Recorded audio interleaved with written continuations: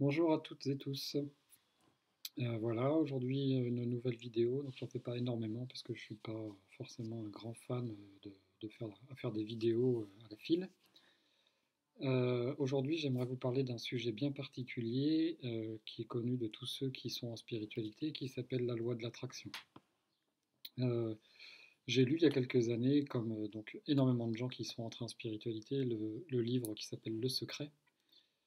Et j'y avais découvert plein de choses avec lesquelles je suis tout à fait en phase et qui me paraissent absolument justes.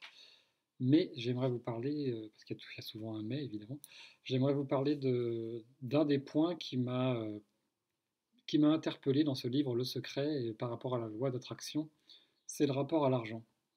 Parce que dans ce livre, on nous parle de l'argent et la notion de l'argent en rapport avec la loi d'attraction. Alors, comme je viens de vous le préciser, je l'avais lu il y a plusieurs années, donc je ne l'ai pas juste relu avant de faire cette vidéo, donc je ne le connais pas par cœur, très loin de là.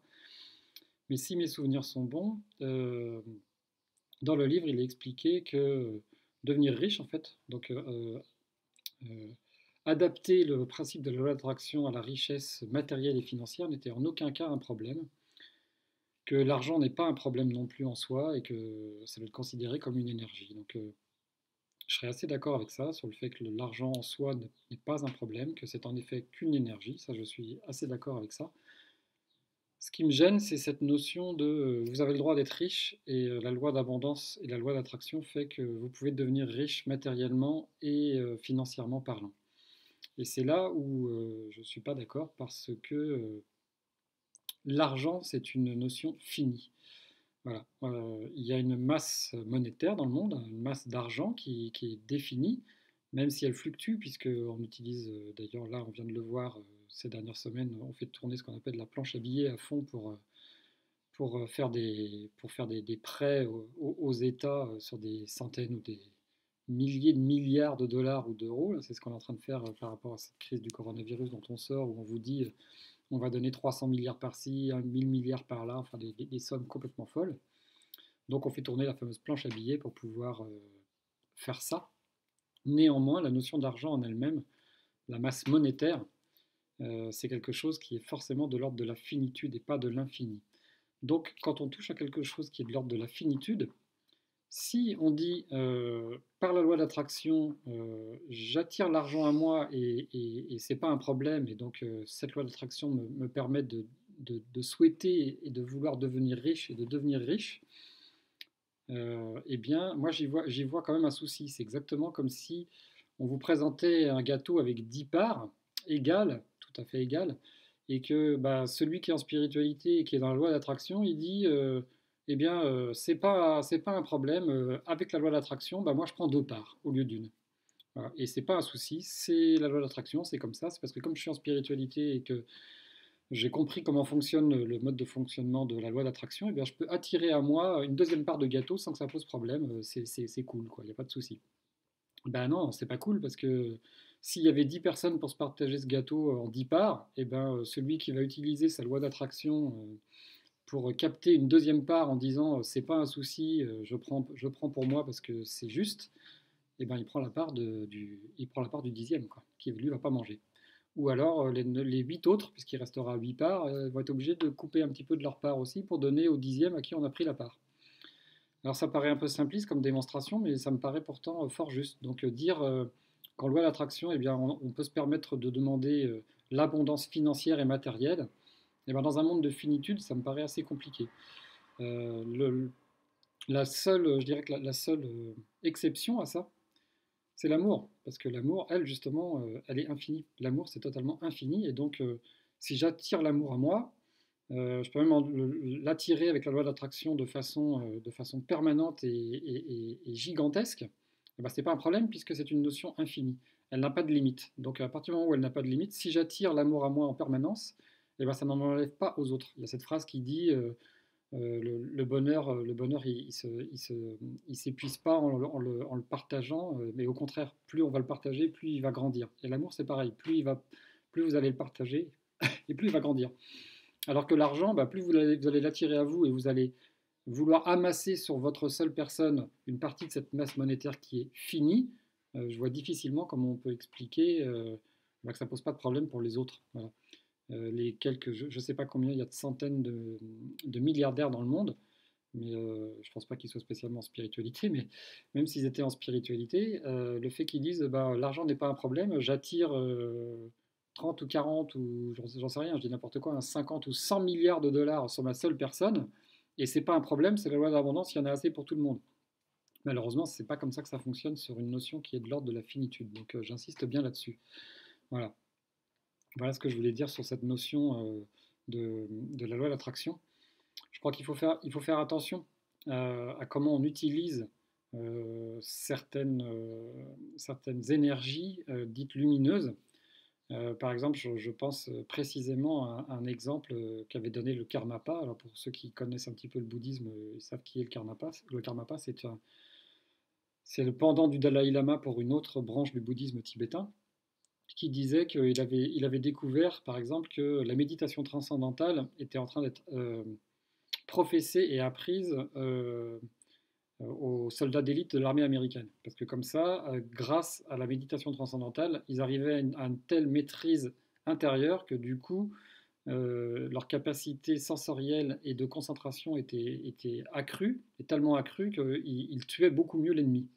Donc vous voyez un peu la perversité du truc. Donc il disait attention, quand on utilise des forces lumineuses à des fins ténébreuses, parce qu'on est dans un monde de dualité, là, donc on utilise le bien ou le mal, hein, c'est comme ça. Il faut faire attention à ce qu'on fait, quoi. Donc, utiliser la loi de l'attraction, très bien, parfait. Vouloir attirer des choses à soi, parfait. Le fait que ça existe, cette loi d'attraction, pas de doute non plus. Il y a des expériences qui ont été faites et plus ça va avec la science quantique, plus on peut découvrir que le spirituel n'est pas un truc fourre-tout dans tous les sens, de l'ordre de l'invisible et avec tout et n'importe quoi. C'est pas vrai, on a des vraies capacités spirituelles en tant qu'être incarné. Donc, c'est pas de la foutaise, ça existe vraiment. J'ai vu il y a peu de temps une expérience qui avait été menée sur des poussins.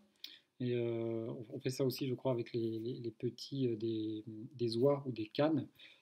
Parce qu'on en s'est rendu compte que chez ce type d'oiseaux, quand ils naissent, si on met quelqu'un à côté d'eux, ils pensent tout de suite que c'est leur mère. Ils vont l'adopter comme si c'était leur mère. Et donc, ils ont fait des tests où ils mettaient des petits canetons comme ça, ou des petits poussins près d'une petite machine, un genre de petit truc télécommandé, vous savez, avec des roulettes qui roulent.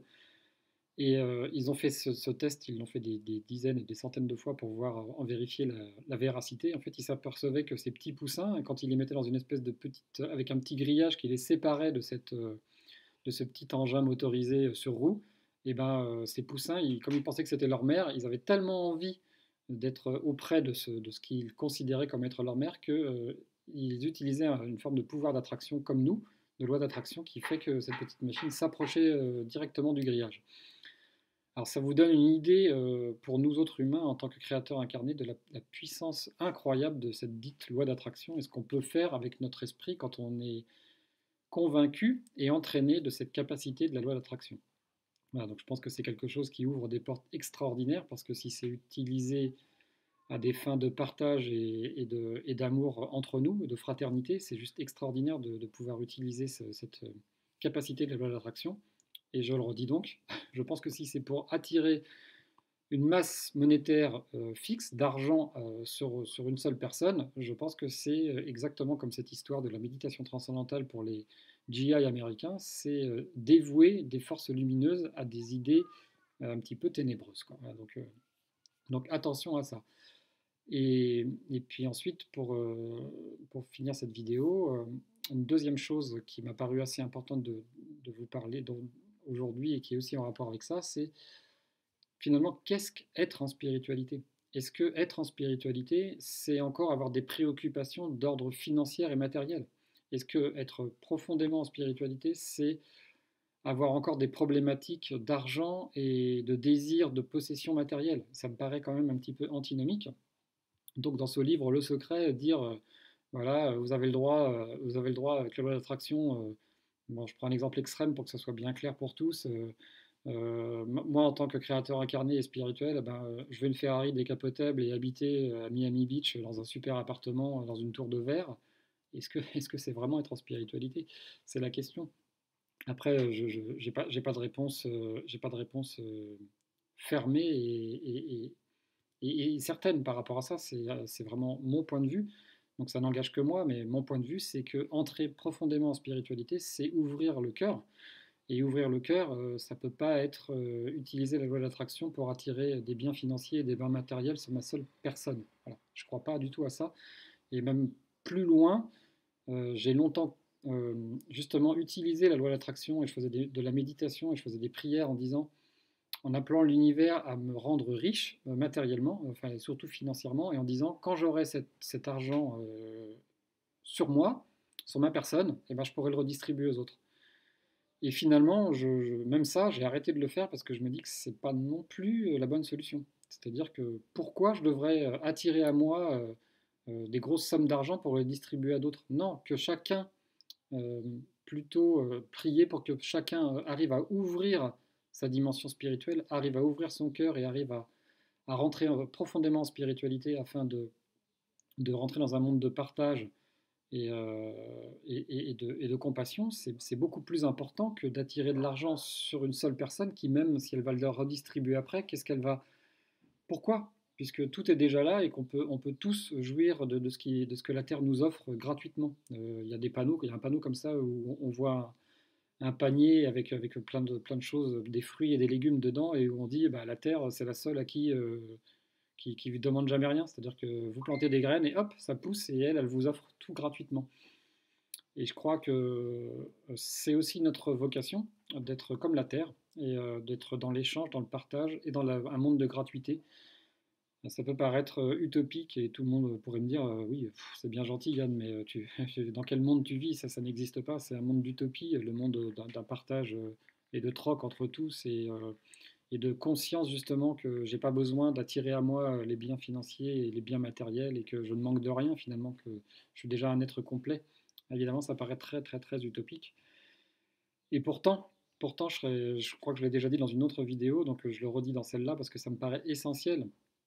Pourquoi croyez-vous qu'on a crucifié Jésus, qu'on l'a condamné à mort? Pourquoi croyez-vous qu'on a assassiné Martin Luther King? Pourquoi croyez-vous qu'on a assassiné Gandhi?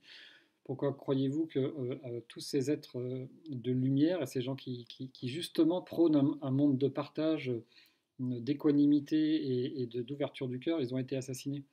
Bah, si c'était si utopique que ça, et si c'était si impossible que ça de re-rentrer dans un paradigme de monde de partage et d'amour entre les êtres et de liberté, eh ben ces gens, ils auraient jamais été trucidés, ils n'auraient jamais été condamnés à mort pour une seule et bonne raison, c'est qu'il y aurait juste à dire, ce sont des doux rêveurs, ce qu'ils prônent est totalement impossible, ça n'existe pas. Et au contraire, bah, Jésus, il a attiré des foules à lui, et Gandhi, il a carrément mobilisé l'Inde entière derrière lui pour sortir du joug d'un pays tiers qui était là et qui s'imposait par la violence. Et lui, justement, par la non-violence, il a réussi à montrer qu'on pouvait passer au-dessus de la violence et être plus fort en restant assis, il s'est pris des coups de bâton, il s'est pris, regardez le film par exemple qui lui est consacré, et vous verrez, son parcours est juste extraordinaire, et il a montré que c'était pas de l'utopie de vouloir vivre dans un monde d'être libre et qui s'aime et qui partage. Et donc il a été assassiné. Et s'il a été assassiné, c'est justement parce que on se rend compte que, eh bien, si on va dans cette voie-là, eh bien, c'est une voie qui fonctionne, qui est réelle et qui marche. Donc on les assassine parce qu'ils deviennent trop dangereux pour le peuple. Jésus, il a été assassiné parce qu'il devenait trop dangereux pour les grands prêtres du Sanhédrin, et que son discours, c'était de retrouver sa souveraineté, de redevenir l'être lumineux et d'amour qu'on est tous, et que c'est possible. Ça prend du temps. C'est comme un bloc brut, et puis il faut que vous soyez le sculpteur de votre propre existence. Donc soyez le Rodin pour faire le penseur, voilà. Et vous partez d'un bloc brut, et puis au fur et à mesure, avec votre petit burin et votre marteau, et ben, vous taillez dans la roche, et puis vous retrouvez le diamant pur que vous êtes à l'intérieur. Voilà, et c'est pas une utopie, c'est quelque chose de tout à fait réel. Donc pour moi, être en spiritualité, c'est ça. Et si je dois avoir des maîtres, eh bien c'est ceux que je viens de vous citer, et c'est des gens comme Jésus, comme Bouddha, comme Gandhi, comme Saint François d'Assise, plus proche de nous et peut-être plus abordable, quelqu'un aussi comme l'abbé Pierre. Voilà. Et c'est vrai qu'on ne peut pas, comme par magie, d'un seul coup devenir l'abbé Pierre, c'est une évidence. Mais on peut chacun apporter une petite pierre à l'édifice. Et si l'abbé Pierre, lui, il a été capable de construire une muraille d'amour, un temple d'amour, à lui tout seul avec ses petites mains, parce il a cette force d'abnégation et puis cette foi inconditionnelle en l'être humain et en l'amour. On n'est peut-être pas en effet tous capables d'être tous des Martin Luther King, des Gandhi ou des Socrates comme ça en claquant des doigts, mais rien ne nous empêche d'apporter notre petite brique à l'édifice et puis d'aider à construire ce temple, quoi. Voilà. Donc c'était ça que je voulais vous dire. Et donc pour moi, un petit peu difficile quand même cette notion de business et de spiritualité et ces gens qui, du coup, assez facilement nous disent que c'est pas un problème d'attirer l'abondance financière et matérielle sur une seule personne, que ça ne pose aucun problème. En soi, ça ne pose aucun problème. À la fin, je veux dire, on va tous retourner à la source, quel que soit le chemin qu'on a pris. Donc voilà, ça c'est certain. Mais est-ce que c'est pas vraiment important quand on est en spiritualité, plutôt de travailler sur sa simplicité et son humilité. Et tous les personnages que je viens de vous citer, pour moi, ils ont tous ces deux points en commun. Ce sont tous des gens humbles et simples. Voilà. Et quand on parle de simplicité et d'humilité, ça peut aussi aller vers la pauvreté. C'est le passage de Jésus avec ce jeune homme qui vient lui demander qu'est-ce qu'il doit faire pour aller au royaume des cieux. Et finalement, Jésus lui dit, bah, vends tous tes biens et donne-les aux pauvres. Et il s'en va la tête basse et ça, il ne peut pas le faire, quoi, parce que c'est trop difficile. Et ça peut paraître, voilà, se dire, là, ça n'a pas l'air très très fun ce qui est proposé là. La sobriété, ça peut être quelque chose de très joyeux, ça peut être quelque chose de, où on est dans la félicité, on est dans la joie de vivre. Un exemple qui me vient comme ça directement, c'est par exemple c'est le Dalai Lama. Ben, il a toujours le sourire, il a toujours comme un visage d'enfant éclairé, et pourtant ben, il possède rien de particulier. Jésus ne possédait rien non plus, et c'était quelqu'un qui apparemment était très enjoué, très, très joyeux, très heureux de vivre. Socrate n'avait pas grand-chose non plus, et c'est pareil, il est décrit comme quelqu'un qui était plutôt joyeux, qui avait une joie de vivre en lui. Donc comme quoi c'est vraiment tout à fait possible. Ouais. Ben écoutez, j'espère que j'aurai été assez clair et que ça vous aura éclairé par rapport à cette notion de la loi d'attraction et ce fameux livre Le Secret. Et puis, bah, je vous ferai d'autres vidéos sur d'autres sujets. Et puis, je vous dis à très bientôt. Merci encore et bonne journée à vous. Au revoir.